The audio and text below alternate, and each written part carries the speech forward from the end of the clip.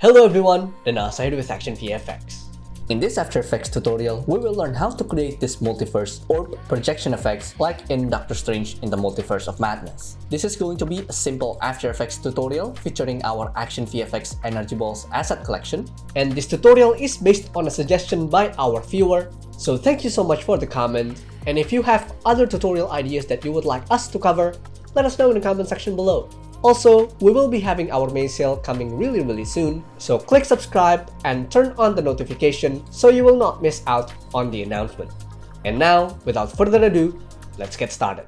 Okay, so this is our composition. We have this pre-comp of our plate, which is just my green screen plate that I have LumaMatte to this LumaMatte layer that I have. Of course, you can download these plates and the project file in the description below. So what we want to do is to create the energy ball effects, and then later we want those energy balls to rotate around me in 3D space.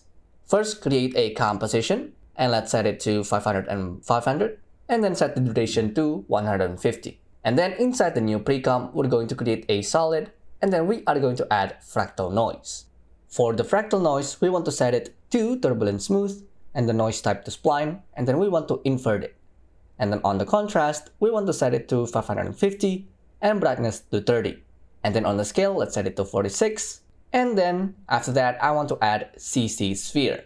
So now our fractal noise is being wrapped into a ball. So now let's set the light height to 100. So we have a clear look of our fractal ball. And reduce the ambient quite a bit. And then let's scale down the layer to 35%. And then I want to add fast blur and set it to 4. So this sets as the core of our energy ball. Next, let's add our energy ball asset collection on top. And then we want to move our timing here until we find the place where the energy ball is fully formed. And then let's position it to the center and then set it to screen. And here, as we can see, our energy ball duration is way too short compared to the composition. So I want to stretch this out to make it go slower and thus longer. So right click, and we want to set the time stretch to 500. And now we have a slower playback on our energy ball.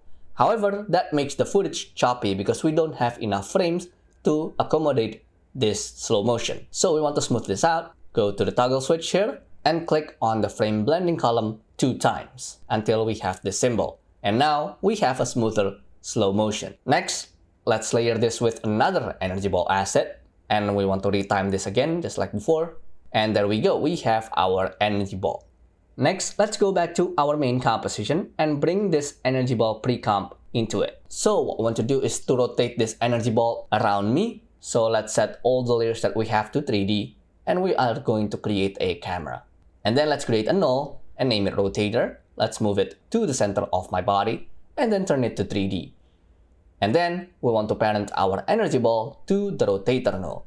So if we rotate the null, we have our energy ball rotating alongside it, kind of like a carousel. Now, however, we have the energy ball facing away as we are rotating. So we want to change that. We want the energy ball to always be looking at the camera even when it is rotating away. So let's select the energy ball pre-comp layer, and on layer, transform, we want to set Auto-orient and Auto-orient towards the camera. So now our energy ball, no matter where it is, it will always counter-react its rotation to make it always looking directly to the camera. So now, we want to position our energy ball properly in 3D space here. To make it easier to do that, we want to set our window to 2 views and make sure the other window here we are looking from the top of our scene. Which then, this makes it easier to position our 3D layers in 3D space. So what I want is to populate this with more energy balls. So we can duplicate this and move it somewhere else. Or something that I did is I created 2 other energy ball pre-comps with different energy ball assets variation and drag them to the comp as well. So now let's position all of these into the scene. Okay, once everything is positioned, we want to make sure that everything is auto-oriented to the camera and then also parented to the rotator null. And then on the rotator null, add keyframe on the Y rotation, and we want to animate these energy balls to rotate around me. Okay, so once we have this, I want to pre-compose everything so that way we can just add color correction on all the layers. But before that, let's add fill effects to the plate and set it to black. So now we have just the energy balls without the plate. but we still have the occlusion of the energy ball on the back there. However, if we look at the alpha channel, the plate is still there, even though I've set the color to black. So what I want to do is we want to get rid of the alpha channel as well, while still maintaining the occlusion of the energy ball that passes behind. So let's set our plate to silhouette alpha. And there we go.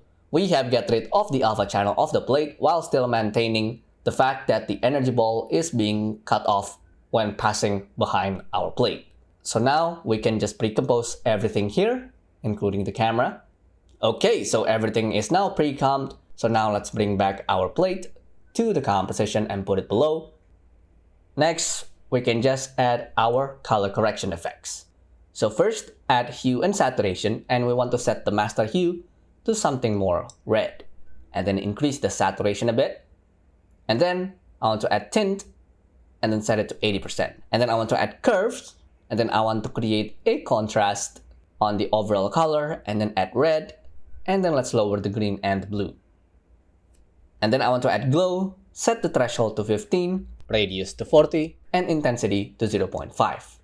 And then on the glow operation, let's set it to screen, glow colors to A and B colors, and the color looping to sawtooth A over B. And then on the color A, let's set it to very light pink, and the color B to red. And then let's add camera lens blur to blur out our layer a bit. Great, so next, I'm going to add some extra energy wisps that also rotates around the energy ball. So let's create a solid and make sure that it is on top. And then we want to add fractal noise. And let's set the noise type to spline, contrast to 220, and brightness to -60. And then set the scale to 90. And then I want to add a little bit of fade effects. So I'm going to add CC vector blur. And we want to set the amount to 90 and ridge smoothness to 33. And then map softness to 8.5. Next, let's add some curves and punch up the color a little bit. And then I'm going to add tritone, and let's assign the highlight to very light pink and midtones to red. And then we want to pre-compose this, move all attributes, and then set the precomp to add. So now we want to make these fractal noise effects to wrap around me like a dome. So we are going to add CC sphere again. And now we want to scale up the radius really high, and let's offset this to the center of my body. Okay, now we want to set the render to outside, and then light height to 100 again. And then I want to add turbulent noise to make this fractal noise a little bit less spherical. And then we want to rotate the sphere. So on the CC sphere rotation, let's add keyframe on the rotation Y, and we want to animate the rotation with the same value as the rotation of the energy balls that we created earlier. That way, the rotation between the two is in sync. And this is what we have. Next, we want to just duplicate this and then put it below our plate, and then we want to set the render to inside. So now on the back, we have the other side of the sphere rotating on a different direction, giving an impression that I'm surrounded by a dome of energy. And then I want to add curves to the plate and add a little bit of red to make it look like myself is reflecting the red color from the energy balls. And then of course add some background. And that was how to do the Multiverse energy orb effects from Doctor Strange. And of course you can download the project files for this tutorial on the description below. And if you want to purchase the assets that I used in this tutorial, you can check out our website at ActionVFX.com. At ActionVFX, we provide high-quality VFX assets for your VFX needs.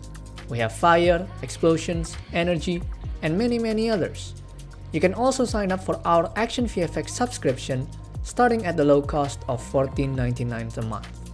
This is the most affordable way to access our library, and you can cancel anytime, no contract. Thank you so much for watching. Let us know in the comment section below what kind of tutorials that you'd like to see next. And see you next time. Bye bye.